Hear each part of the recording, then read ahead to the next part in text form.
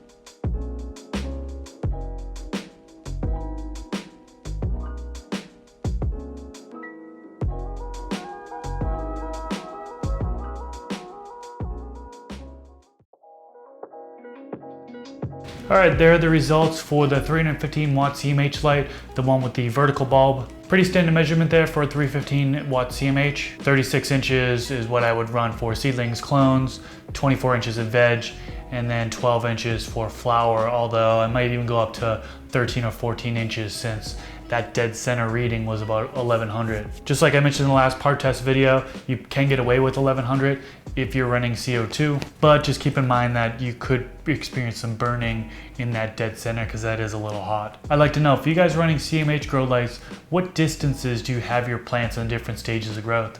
Let me know in the comment section below. So I have lots of videos coming up, more part test videos. I think I've got like 6 more videos, so hope you guys are digging these so far. And yeah, I will leave it at that. Thank you so much for watching, and until next time, peace.